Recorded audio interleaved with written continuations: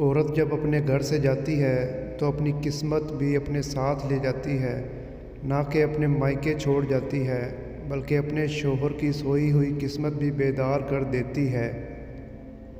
جب بھی اپنے بچوں کے لیے گھر میں کچھ لاؤ تو سب سے پہلے اپنی بیٹی کو دو، پھر بیٹے کو۔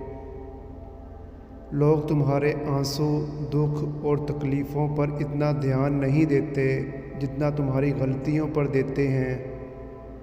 کبھی ماں باپ کی یاد آئے تو سب بہن بھائی مل کر بیٹھو، کسی کے چہرے پر باپ اور کسی کے چہرے پر ماں مسکراتی نظر آئے گی۔